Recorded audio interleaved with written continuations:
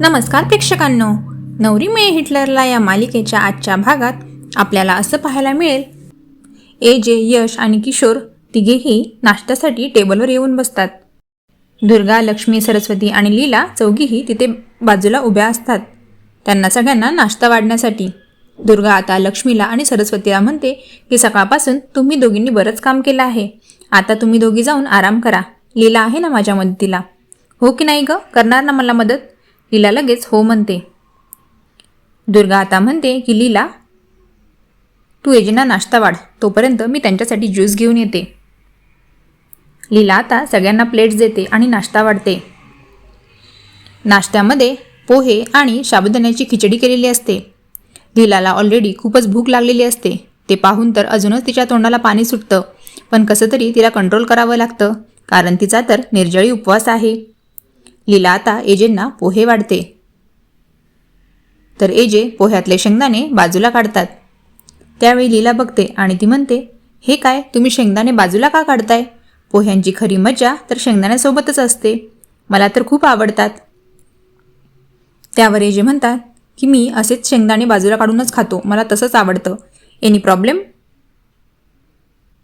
त्यावर लगेच दुर्गा म्हणते, हो एजे, प्रॉब्लेम तर आहे ना, कारण तिला खूप भूक लागली आहे आणि तुम्ही सगळे मस्त नाश्ता करताय हे बघून तिला खूप वाईट वाटते, कारण तिचा आज निर्जळी उपवास आहे आणि तिला काहीच खाता येणार नाही. त्यावर लगेच यश विचारतो की निर्जळी उपवास कशाबद्दल, आज काय आहे? दुर्गा लगेच त्याला सांगते की आज तर वटपौर्णिमा आहे, स्त्रिया 7 जन्म हाच नवरा मिळावा म्हणून हे व्रत करत असतात. त्यावर लगेच एजे म्हणतात, कितीही उपवास केले, काहीही केलं तरी पुढच्या जन्मात मात्र मी काही हिचा नवरा होणार नाही. या जन्मातच हे लग्न कसं काय झालं, गॉड नोज.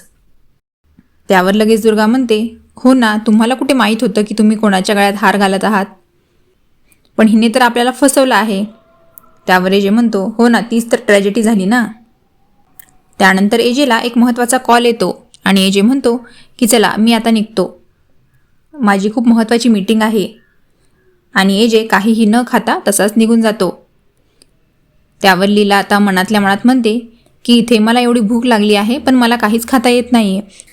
आणि हे एजे त्यांना नाश्ता वाढलेला असताना एकही घास न खाता तसेच निघून गेले. त्यानंतर लीला तिच्या रूममध्ये येते आणि त्याचवेळी मागून कोणीतरी येतं आणि तिचे डोळे झाकतं. बघते तर काय, रेवती आलेली असते. रेवला बघून लीलाला खूप आनंद होतो आणि ती म्हणते, रेव तू इथे कशी काय? त्यावर रेव म्हणते, का मी येऊ नये का? ताईच्या सासरी यायला काही बंदी आहे का? अगं मला आजीनीच सांगितलं की जोपर्यंत लीला इथे छान रुळत नाही तोपर्यंत अधूनमधून येत जा लीलाला भेटायला, आणि म्हणूनच मी आले आहे. त्यावर लीला म्हणते, अगं पण रेव तुझं बेकरीचं काम?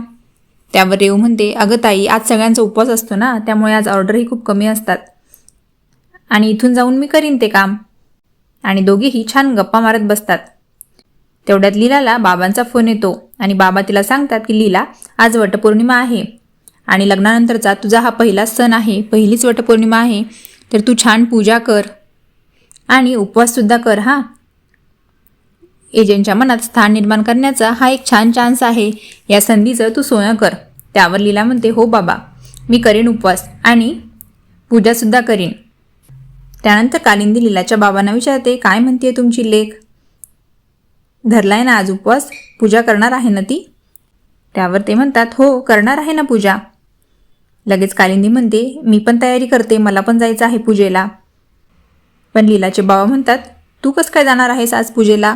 मागच्या 3-4 वर्षांपासून तर तू पूजेला जात नाही आहेस आणि तीच छोटीशी काडी आणून घरातच पूजा करत आहेस. त्यावर ती म्हणते, हो ना, म्हणूनच तर मला हा सेकंड हँड नवरा मिळालेला आहे, आता जाते, ॲटलिस्ट पुढच्या जन्मात तरी चांगला नवरा फर्स्ट हँड भेटेल. आणि ती लगेच पूजेच्या तयारीला जाते. त्यावर लीलाचे बाबा म्हणतात, जिथे लीला जाणार आहे पूजेला तिथेच हिने जाऊ नये म्हणजे झालं. इकडे आता एजे ऑफिसमध्ये पोहोचलेला असतो आणि तो खाना तेवढ्यात गाडीचं सायरन वाजतं आणि बाहेर येऊन बघतो तर काय, एक आजी गाडीजवळ उभ्या आहेत आणि त्यांना चक्कर आलेली आहे. तो त्यांना सावरतो आणि लगेचच आपल्या कामाला निघून जातो.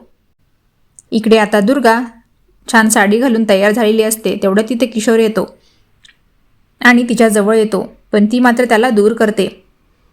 लगेचच किशोर म्हणतो की दुर्गा तू अजूनही मला माफ केलं नाही आहेस का? त्यावर ती म्हणते की मागच्या काळात जे काही झालं ते काही मी इतक्या लवकर विसरू शकत नाही आणि एखाद्याचं जाणं पचवायला जितका वेळ लागतो तितकाच वेळ त्याचं अचानक घरी येणं पचवायला सुद्धा लागतो. त्यामुळे मला थोडा वेळ हवा आहे. त्यावर किशोर म्हणतो, ठीक आहे, मी वाट बघेन. आता दुर्गा तिथून गेल्यावर किशोर म्हणतो की दुर्गा म्हणजे गणितातलं असं पेज आहे ना की जे बिलकुलच मला सोडवलं जात नाही आहे, पण एक दिवस मी नक्की सोडवेल. इकडे लक्ष्मी आणि सरस्वतीसुद्धा छान तयार होऊन येतात आणि आपापल्या नवऱ्यांसोबत फोनवर बोलत असतात, कारण त्यांचे दोघींचे नवरेही बाहेर कामासाठी गेलेले असतात. त्यानंतर तिथे दुर्गा येते आणि म्हणते, चला आवरलं ना तुमचं, निघूयात का पूजेला. तिच्या मागोमाग किशोरसुद्धा येतो. सरू आता म्हणते की दुर्गा वहिनी, तुम्ही आज खूप छान दिसत आहात हा. त्यावर लक्ष्मी म्हणते, कारण आजची वटपौर्णिमा तर दुर्गा वहिनीसाठी स्पेशल आहे, कारण किशोर भाऊजी आहेत ना यावेळेस. आणि लगेच किशोर म्हणतो, हो, आज मी पूर्ण वेळ दुर्गासोबत आहे आणि मीच तुम्हाला घेऊन जाणार आहे. इकडे आता आजी आणि रेऊ दोघीही लीलाला छान तयार करतात, छान साडी नेसवतात. त्यानंतर आजी रेऊला पाणी घेण्यासाठी पाठवतात. त्यानंतर दुर्गा म्हणते की आजी कुठे आहेत, दिसत नाहीयेत. त्यावर सरू म्हणते की आजी लीलाला तयार करत आहेत.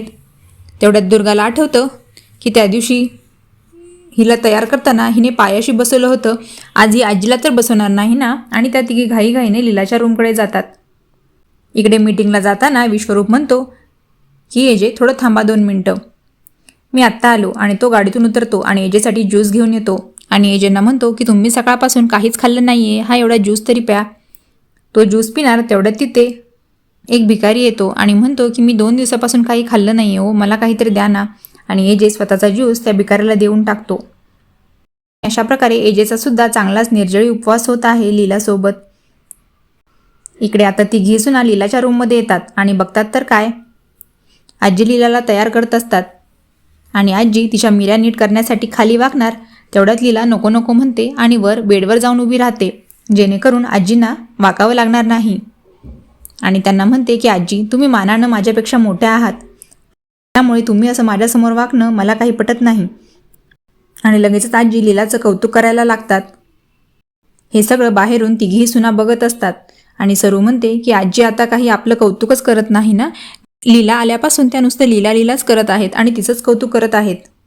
ह्या लीलाने तर आजीला आपलंसं करून टाकलं आहे. तेवढ्यात तिथे मागून रेऊ येते आणि ती म्हणते, माझी ताई आहेच तशी गोड की ती सगळ्यांना आपलंसं करून टाकते, फक्त ते समोरच्याला कळायला हवं. असा रेऊ तिघींनाही टोमणा मारून जाते. आता तिघीही आत रूममध्ये येतात आणि आजी म्हणतात, झाल्या तुम्ही तयार, सगळ्यात छान दिसत आहात हा. चला आता लीलासाठी सुद्धा पूजेचं ताट तयार केलं आहे ना, तिची पहिलीच वटपौर्णिमा आहे, तिला काही माहीत नाही. आणि हो, मी स्वतः येणार आहे पूजा बघायला. आणि हा भाग इथेच संपतो. तर कसा वाटला तुम्हाला हा एपिसोड हे मला कमेंट करून नक्कीच सांगा आणि असेच अपडेट जाणून घेण्यासाठी चॅनलला सबस्क्राईब करा. धन्यवाद.